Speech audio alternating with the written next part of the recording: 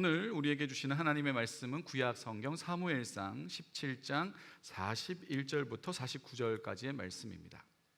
사무엘상 17장 41절에서 49절, 저와 한 절씩 교독하도록 하겠습니다. 블레셋 사람이 방패든 사람을 앞세우고 다윗에게로 점점 가까이 나아가니라.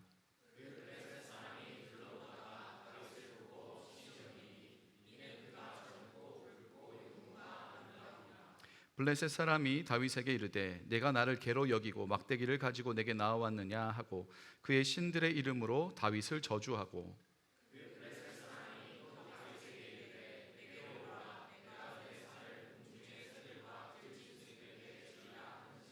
다윗이 블레셋 사람에게 이르되 너는 칼과 창과 단창으로 내게 나아오거니와 나는 만군의 여호와의 이름 곧 내가 모욕하는 이스라엘 군대의 하나님의 이름으로 내게 나아가노라.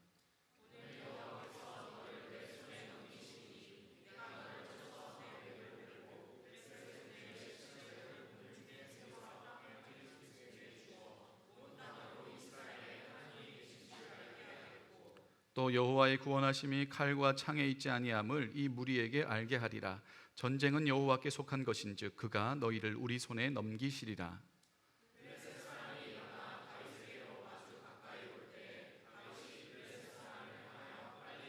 함께 읽겠습니다. 손을 주머니에 넣어 돌을 가지고 물매로 던져 블레셋 사람의 이마를 치매 돌이 그의 이마에 박히니 땅에 엎드러지니라.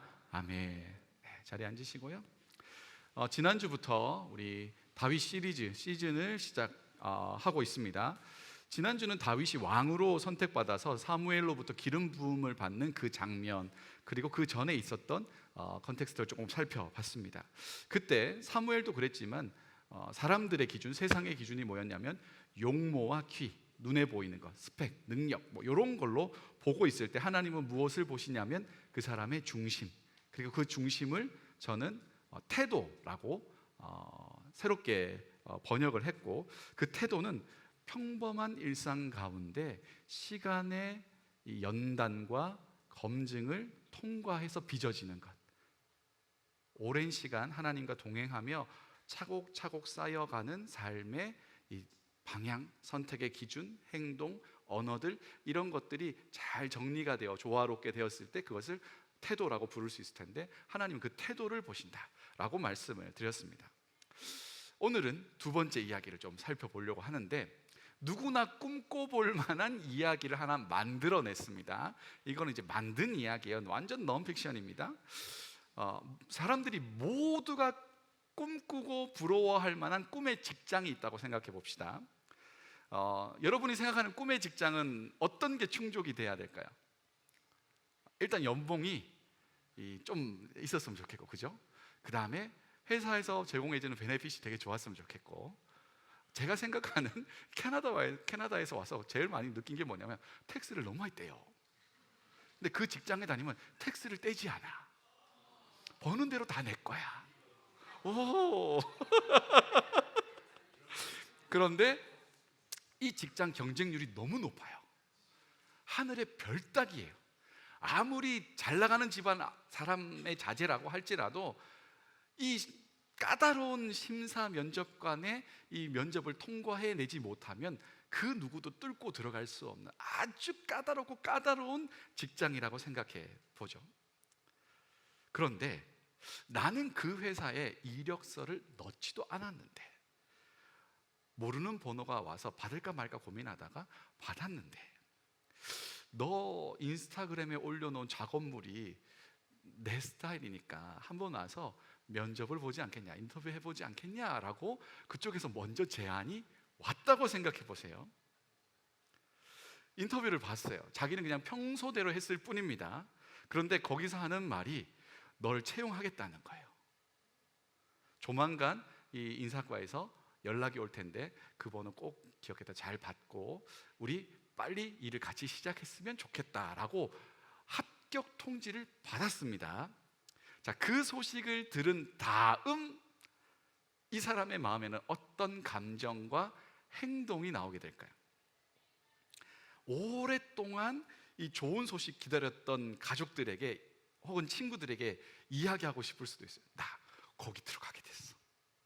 나 이제 거기 면접 봤는데 내가 먼저 본 것도 아니고 거기서 연락 와가지고 인터뷰 하더니 나 합격해가지고 나 이제 그 회사 다니는 거야.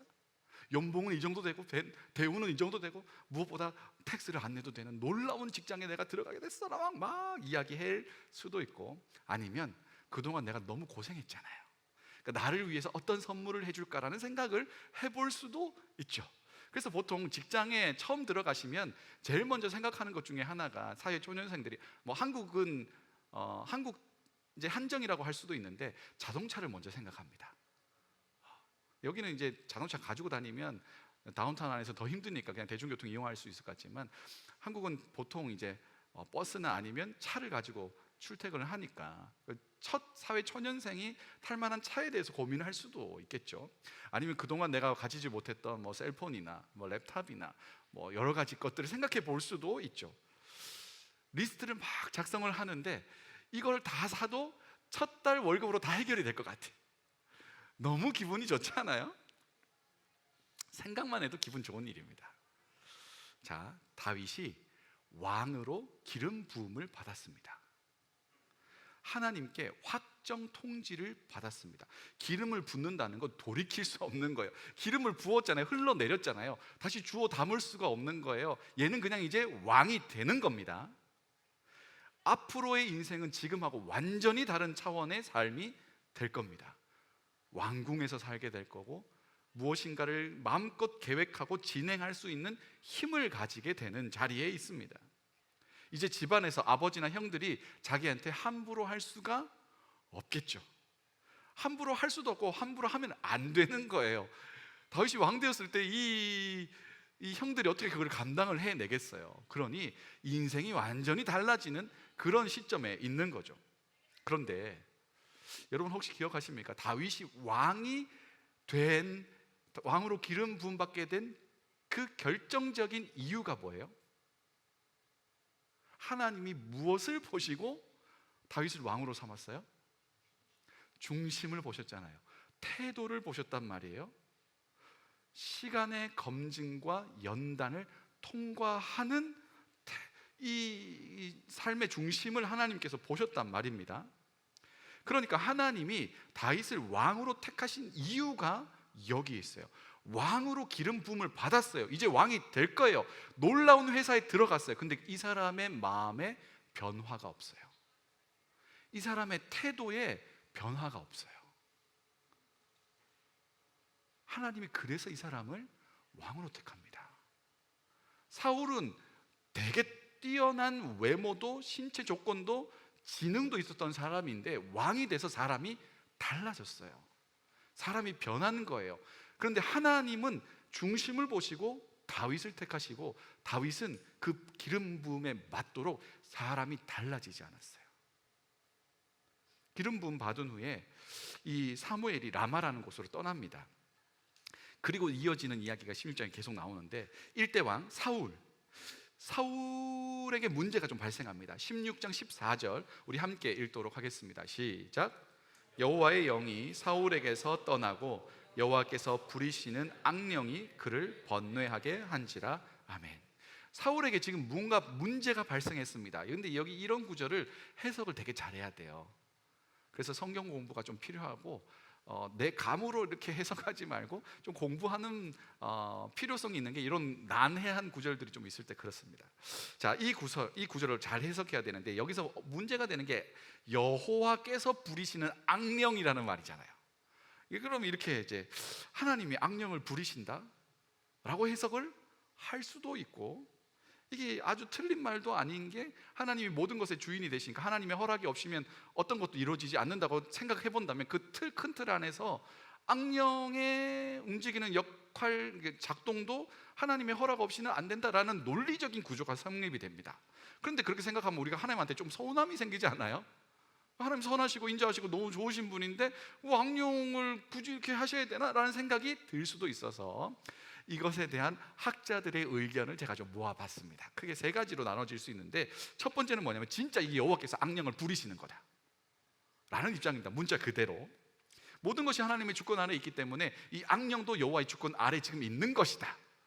그래서 하나님이 사울이 잘못한 것에 대한 벌로 악령을 통해서 벌을 주고 있다라는 입장이 있습니다. 이거하고 완전히 반대되는 입장도 있어요. 여기 악령이라는 말이 루아흐라는 말인데 이 영, 바람 뭐 여러 가지로 해석이 되는 건데, 이게 사탄이랑 1대1로 매칭되기가 어렵다는 거예요. 성령을 이야기할 때도 그 영도 루아흐라고 합니다. 그러니까 이것이 사탄이나 그 작용이 아니라 사울이 겪었던 우울함, 불안, 두려움, 이런 것들을 그때 당시에 통용되는 언어로 썼을 것이다 라고 해석하는 입장도 있는 겁니다. 자, 이 두 가지하고 다른 결의 해석도 또 있습니다. 사울 이야기 직전에 어떤 이야기가 있냐면, 다윗이 기름 부음 받을 때의 장면이 있거든요. 13절 우리 같이 한번 읽어볼까요? 시작. 사무엘이 기름 뿔병을 가져다가 그의 형제 중에서 그에게 부었더니 그날 이후로 다윗이 여호와의 영에게 크게 감동되니라. 사무엘이 떠나서 라마로 가니라. 아멘. 여기 아주 극단적인 대조가 있는 거예요. 다윗은 여호와의 영에 크게 감동된 겁니다. 성령에 크게 감동되어서 하나님이 주인이신 삶을 기꺼이 선택하며 따라가는 존재가 되었고, 반대로 사울은 하나님의 영에 사로잡히지 못하고 성령에 충만하지 못하고 이 자신의 고집과 주장을 계속 이끌고 가면서 하나님으로부터 멀어지는 상태가 되었다는 걸 문학적으로 표현하고 싶어서 이 악령이라는 단어를 끌어왔다. 신학적 문학적 해석의 표현이다, 이렇게 보는 입장도 있습니다. 그래서 바로 앞에 다윗에게 임한 여호와의 영, 사울에 쇠퇴해가는 사울에게는 악령, 이렇게 극단적인 대조를 하고 싶어서 이렇게 썼다라는 해석도 있는 겁니다. 세 가지 해석 모두가 딱 맞아떨어진다 라고 표현하기도 좀 못하고, 그렇다고 100% 안 맞다라고도 말하기 어려운, 좀 복합적으로 다 엮여 있는 것 같긴 합니다. 중요한 건 뭐냐면, 일단 이스라엘의 중심이, 하나님의 시선이 사울에게서 다윗으로 옮겨가는 건 확실한 것 같습니다. 그리고 옮겨가는 이유는 이스라엘의 참된 왕이신 하나님을 사울이 존중하지 못하고 그 말씀에 순종하지 못하고 있다는 것에 있습니다.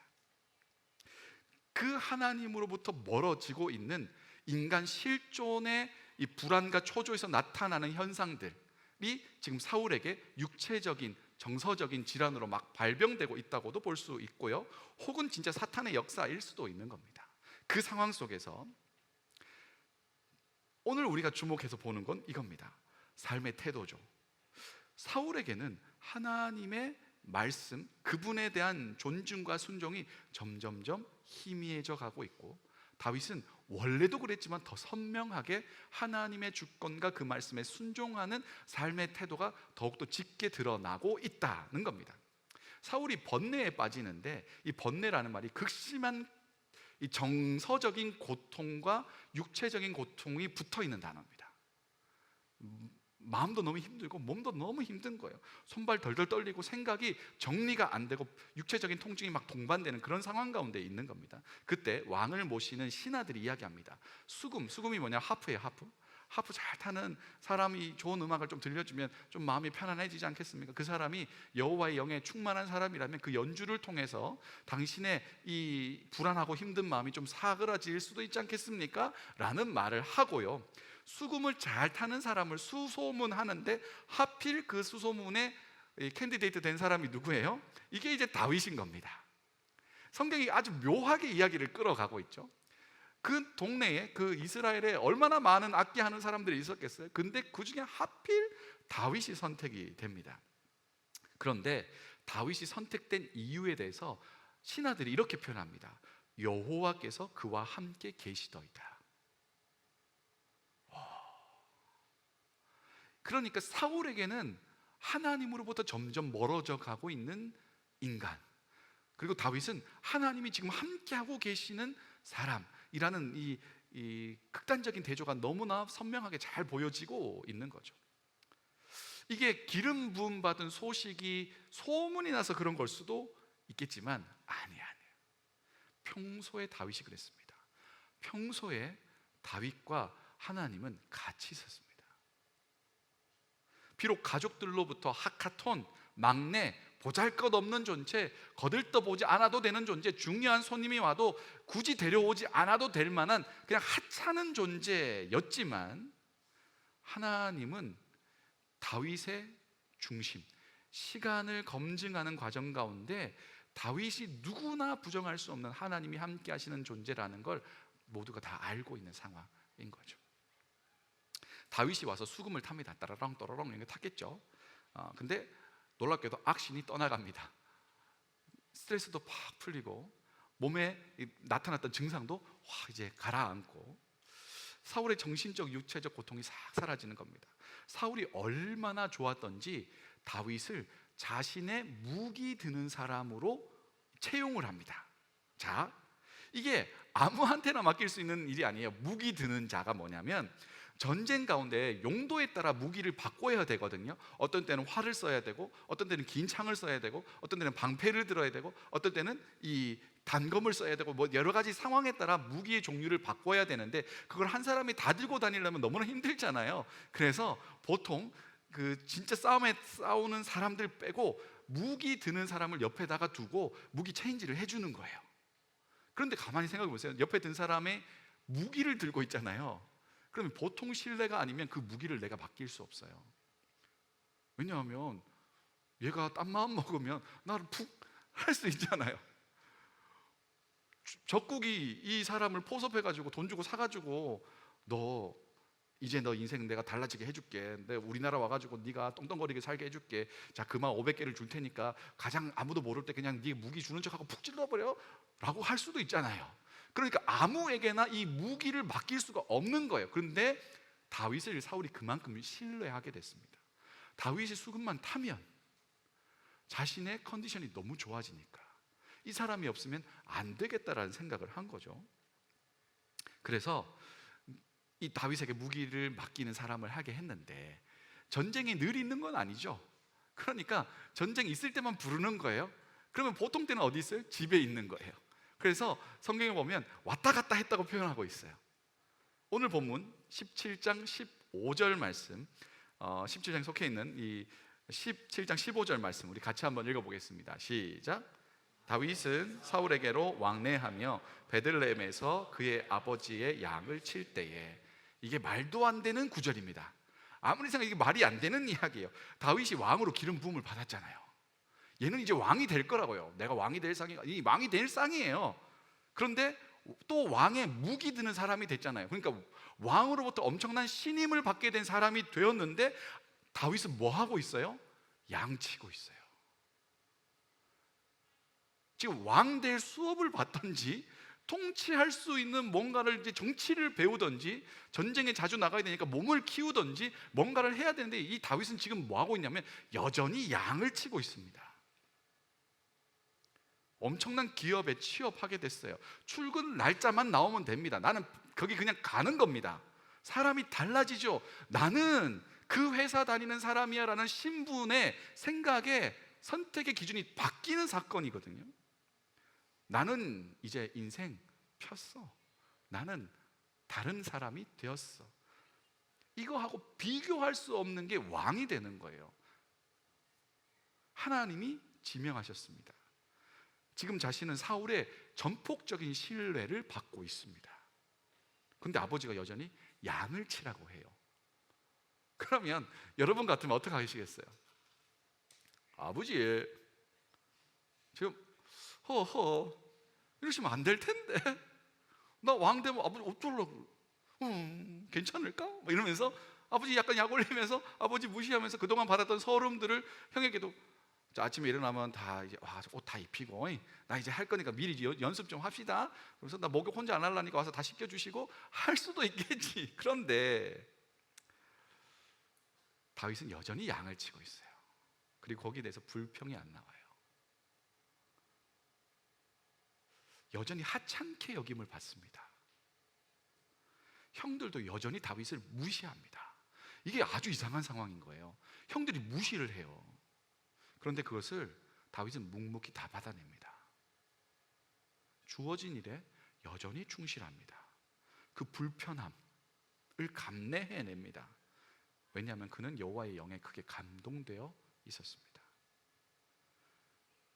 그 여호와의 영에 크게 감동된 것으로 사람을 부리거나 짓누르거나 힘을 쓰지 않아요. 하나님께서 주어진 새롭게 부여된 그 권한과 신분으로 자기의 유익을 위해서 힘을 쓰지 않는다고요. 하나님이 다윗을 세우신 이유입니다. 하나님께서 보신 다윗의 중심입니다. 시간의 연단과 검증을 다윗은 지금도 묵묵히 받아내고 있는 거예요. 하나님이 이것을 보셨습니다. 위치가 달라져도, 하는 일이 달라져도, 지위가 달라져도 그는 여전히 하나님 앞에서 성실하고 하나님과 동행하는 사람이었습니다. 하나님을 경배하고 찬양하지 하나님이 주신 힘으로 사람을 짓누르지 않습니다. 이게 다윗을 택하신 하나님의 기준이었습니다. 근데 그거 아십니까? 다윗이 사무엘로부터 기름 부음 받은 후에 실제로 왕이 될 때까지 얼마나 걸렸을까요? 20년 걸렸습니다. 20년 동안 다윗은 한결같았습니다. 그 시간 동안 다윗의 상황이 많이 바뀌거든요. 골리앗을 이기기도 하고, 이스라엘의 군대 장관이 되기도 하고, 사울이 자기 딸 미가를 주어서 왕의 사위가 됐어요. 그런데 이상하게도 다윗은 여전했다고요. 하나님이 말씀하신 뜻을 잊어버리지 않았습니다. 하나님께 기름 부음 받았다는 정체성 여전히 가지고 있었습니다. 매일마다 더욱더 선명해졌습니다. 그럼에도 지금 주어진 상황 가운데 묵묵히 주님의 뜻을 구하며 자박자박 걸어가고 있는 사람이 다윗이었던 거죠. 왜냐하면 하나님이 확정하셨잖아요. 그러면 하나님께서 반드시 이루실 거예요. 하나님이 이루실 거라는 믿음, 신뢰가 있기 때문에 오늘의 상황 가운데 크게 요동하지 않고 천천히 걸어가는 거예요. 그래서 지금 그는 양을 치는 허드렛 일을 여전히 하고 있습니다. 악신이 들 때마다 사울이 부르면 가서 하프를 연주하면서 저 자리 곧 내 자리인데 오늘 좀 튠을 좀 달리게 해가지고 더 불안하게 만들어 볼까? 해가지고 막 정신 나가도록 만들어 볼까? 똑같은 그 구간을 반복해가지고 정신이 혼미하게 만들까? 이런 생각하지 않고요, 전쟁에 무기 들고 나가가지고 내가 지금 너무 기다리기 지치는데 그냥 한번 훅 찌르고 말아버릴까? 뭐 이런 생각 할 수도 있을 텐데 그러지 않았다고요. 그러지 않았어요. 그게 하나님이 다윗을 택하신 이유였습니다. 그렇게 그는 연단되고 시간의 검증을 통과하고 있었던 거죠. 그러던 중에 오늘 읽었던 골리앗 사건이 발생을 합니다. 거인이고 엄청난 피지컬을 가지고 있었던 사람이고요, 입도 엄청 거칠은 사람이었습니다. 압도적인 모습에 사람들이 옴짝달싹 못하고 다 두려워하고 있었습니다. 그 뛰어났던 사울도, 이스라엘의 유명한 장수들도 골리앗 앞에서 한마디도 못하고 있는 상황. 골리앗은 여호와의 백성인 이스라엘과 이스라엘의 군대의 주인이신 여호와 하나님의 이름을 거들먹거리면서 막 모욕을 하기 시작해요. 제일 나쁜 게 아빠 욕하는 거, 아빠 엄마 욕, 가족 욕하는 게 제일 나쁜 거잖아요. 이 이스라엘을 보면서 야, 너희는 뭐 하는 거냐? 이 정도 욕을 먹었으면 뛰쳐나가지고 어떻게 해야 되는 거 아니냐? 너희들은 도대체 뭐야? 만군의 여호와 하나님을 섬긴다면서 자존심도 없니? 너희들은 정말 왜 그런지 몰라. 막 이렇게 약 올리면서 막 욕을 합니다. 매일마다 그렇게 저주를 퍼붓는 겁니다. 그 말을 듣고 자존심 상해야 되잖아요. 그렇잖아요. 근데 자존심 상해하지 않아요. 무서워서. 원래 이 설교의 제목을 뭐라고 하려고 했냐면 그 아주 기역, 리을 기역, 긁히는 거 있잖아요. 그래서 여러분은 무엇에 긁힙니까? 이걸 하고 싶었거든요. 그래서 사람마다 긁히는 부분이 따로 있다고요. 저는 아무리 제 외모 가지고 긁어도 아무런 영향이 없어요.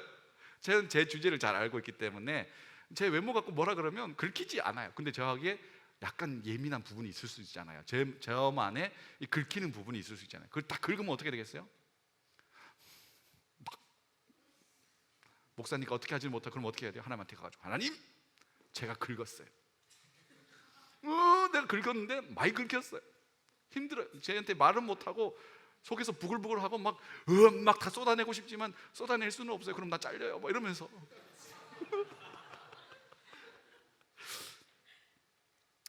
이스라엘이 그들의 주인이신 하나님의 이름이 모욕을 당하는데 긁히지 않아요.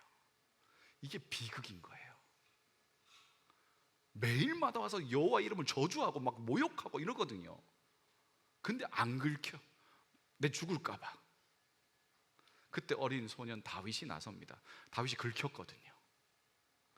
사울에게 가서 내가 나가서 싸우겠다고 이야기합니다. 모두가 말립니다.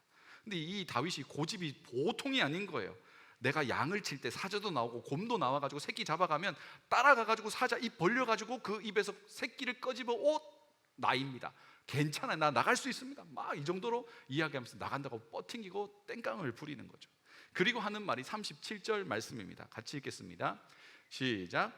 또 다윗이 이르되 여호와께서 나를 사자의 발톱과 곰의 발톱에서 건져내셨은즉 나를 이 블레셋 사람의 손에서도 건져내시리이다. 사울이 다윗에게 이르되 가라, 여호와께서 너와 함께 계시기를 원하노라. 아멘. 우리 그 다윗과 골리앗의 이야기에서 주목을 받는 장면이 사실은 물맷돌 5개 막 이래가지고 해석을 되게 다양하게 합니다. 왜 물맷돌 5개일까? 이거에 대한 가장 재밌으면서도 좀 황당한 이제 그거는 뭐 해석을 적게 한 건데 5개가 불안해서 5개가 아니고 골리앗 5명이 나와도 다 맞추겠다 뭐 이런, 거의 뭐 이제 그 많이 나간 것 같긴 한데요. 사자와 곰과 싸웠던 경험이 다윗과 골리앗으로 맞설 수 있게 해준 거 아닙니다. 그의 용모와 키를 보는 것 다 골리앗이 이스라엘을 그렇게 보거든요. 다윗 보고는 야, 이 쫓겨난 게 뭐 한다고 칼칼칼칼 막 웃어요. 뭘 보는 거예요? 용모와 키를 보는 거예요. 다윗이 골리앗을 싸울 수 있었던 건 이전에 곰하고 싸워봤던 경험치가 아니었습니다. 내가 너무 물맷돌을 잘 돌리는 그 기능적인 부분이 아니었습니다. 다윗이 무엇을 봐요? 여호와 하나님, 지금 자신과 함께하고 계시는 하나님을 보는 겁니다. 뭐라고 기록되어 있어요? 여호와께서 나를 건지셨은즉 이번에도 나를 사용해 주실 겁니다 라고 자신의 무기나 능력을 이야기하는 게 아니라 여호와의 이름을 붙들기 시작하는 겁니다. 시간의 검증을 통해 하나님이 다윗을 보셨지만 그 시간 가운데 다윗도 나와 함께 하시는 하나님을 보는 거예요. 우리는 일방적으로 테스트 받는 그 시간의 연단과 검증의 시간이 아니라 그 시간을 통해서 나와 함께하고 계시는 하나님을 볼 수 있는 은혜를 경험하게 됩니다. 그렇게 지금 나와 함께 하시는 하나님에 대한 부인할 수 없는 자기 인식, 그게 골리앗 앞에서 주눅들지 않게 만들었습니다. 그게 다윗의 무기였어요. 다윗의 무기는 물맷돌 5개, 물매 이거 아니었습니다. 하나님이셨습니다. 45절 같이 함께 읽겠습니다. 시작.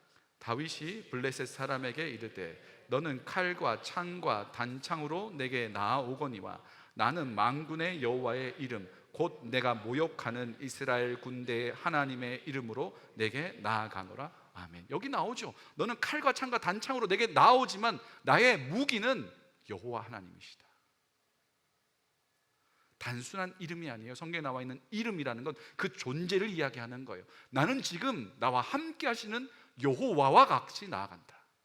여호와께서 지금 나와 함께 하시고 이 전쟁, 이 전투, 너와 나 싸우는 이 1대1의 대결 가운데 하나님과 함께 나아간다 라는 선언을 하는 거죠. 우리의 삶의 자리 가운데 하나님이 우리의 중심을 보십니다. 믿음을 지켜나가는 그 아둥바둥하며 지켜나가는 그 평범한 하루를 주님께서 주목하여 보고 계십니다. 우리의 중심을 보시는 거죠. 그러나 그 연단의 시간의 검증의 그 기간 동안에 우리에게 있는 엄청난 유익이 뭐예요? 이러한 나를 하나님이 아시고 나와 함께 하신다는 확실한 믿음입니다. 히브리서 11장 1절 유명한 구절이죠. 믿음은 바라는 것들의 실상이요 보지 못하는 것들의 증거니 선진들이 이로써 증거를 얻었느니라. 믿음은 보지 못하는 것을 보게 만듭니다. 오늘 설교의 영어식 제목은 Seeing the Unseen입니다.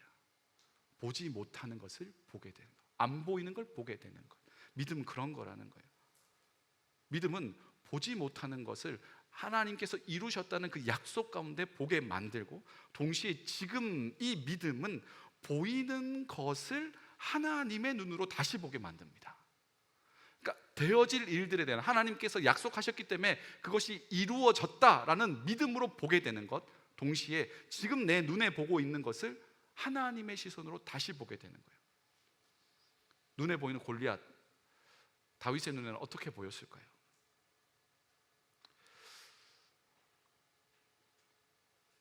다윗의 시선으로 제가 1인칭화 시켜본다면 너무 좋은 먹잇감입니다.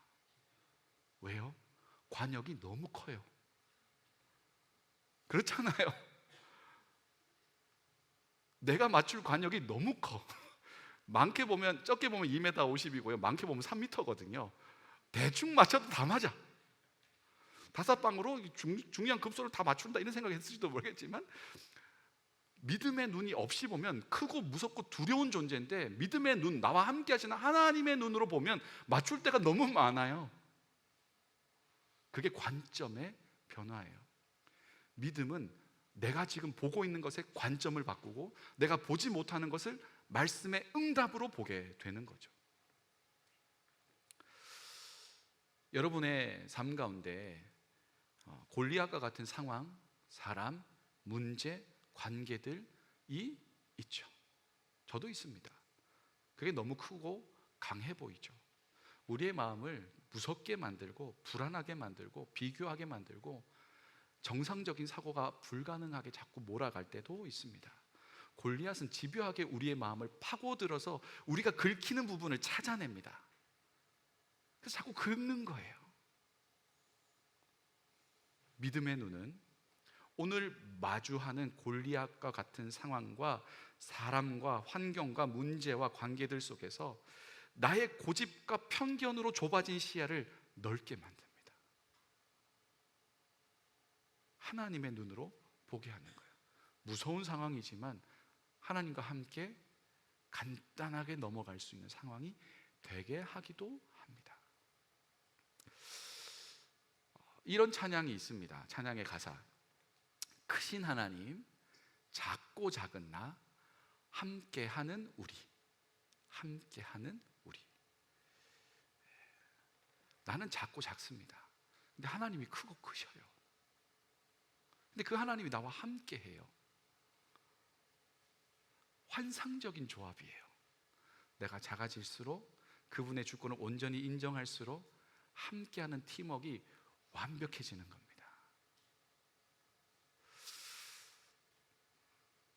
한편으로 믿음의 눈을 들면 우리 자신을 보게 되기도 합니다.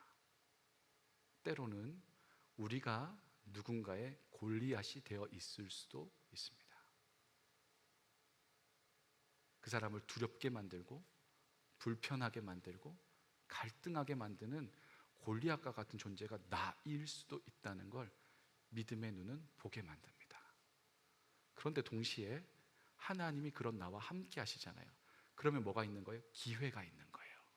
어떤 기회가 있어요? 기도하며 주님의 뜻을 구할 기회가 있는 거예요. 하나님 가만히 생각해 보니 내가 골리앗이었습니다. 내가 내 마음대로, 내가 내 뜻대로, 내가 나의 것을 위해서 이렇게 힘을 쓰며 부리며 때로는 하나님을 이용하려고 하고 하나님 믿는 사람들을 긁게 만드는 존재이기도 했습니다. 그럼 어떻게 하면 돼요? 기도하면 돼요. 자신을 오픈하면 돼요. 그럼 하나님께서 말씀해 주실 겁니다. 깨닫게 해 주실 겁니다. 어떻게 그것을 극복해야 되는지 길을 보여주시는 거예요. 가서 이야기해라. 미안하다고 해라. 갚아줄 것이 있다면 갚아주고, 용서 구할 것이 있다면 용서를 구하고, 그렇게 나의 골리앗이 무너지게 만들기도 하시죠. 사랑하는 여러분, 눈에 보이지 않지만 믿음의 눈으로 분명히 보이는 것, 나와 지금 함께 하시는 하나님을 보는 믿음의 눈이 뜨이는 역사가 저와 여러분에게 있기를 간절히 축원합니다. 제가 축원이라는 말을 거의 쓰지 않아요. 설교 마무리할 때 보통 어떻게 해요? 소망합니다 라는 말을 많이 쓰는데, 이때는 일부러 축원으로 바꿨어요. 왜냐하면 반드시 있어야 돼요. 믿음에 있어서 가장 중요한 건 내가 골리앗 되지 않고 다윗이 되어서 믿음의 눈으로 나와 함께 하시는 하나님을 붙들고 오늘을 평범하게 살아가는 거거든. 그게 믿음 생활, 신앙 생활의 전부라고 해도 과언이 아닙니다. 지금 여기에 모여 있는 모습, 그게 하나님이 보시는 중심이 아니니까. 우리의 평범한 하루하루가 하나님이 보시는 그 중심의 시간이니까.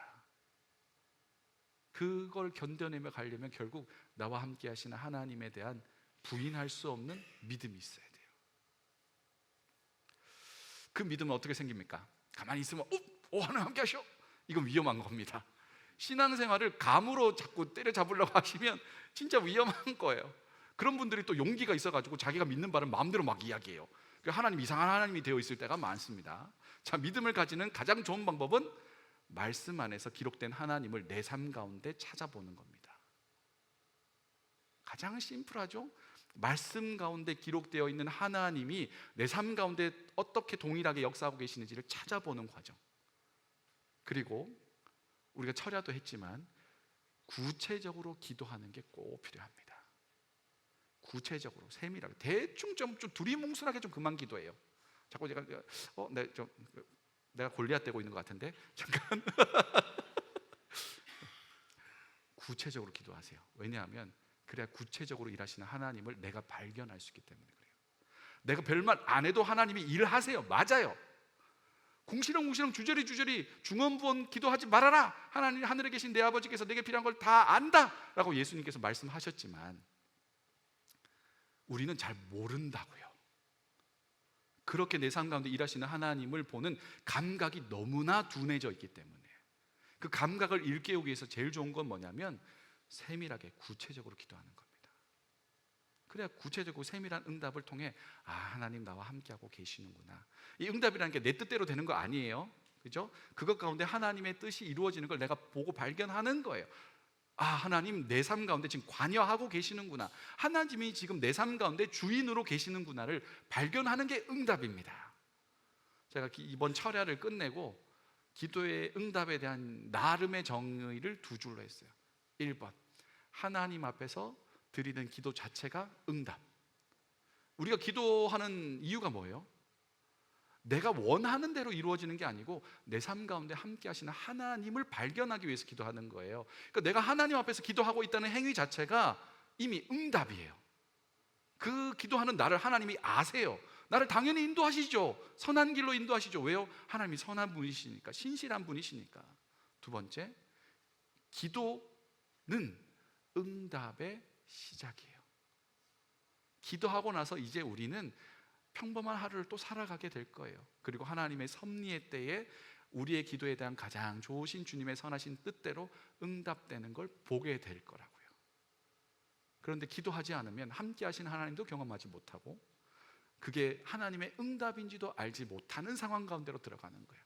그러니까 여러분, 말씀 부지런히 읽으시고 말씀에 기록된 하나님을 좀 질투하듯이 부러워하세요.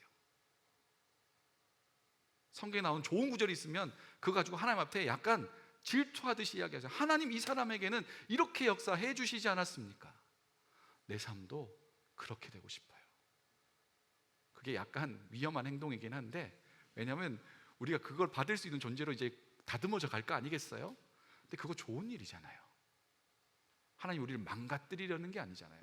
그 놀라운 복을 받아 누릴 수 있는 그릇으로 빚어가는 과정, 그거를 감당해내면서 우리가 살아가는 거죠.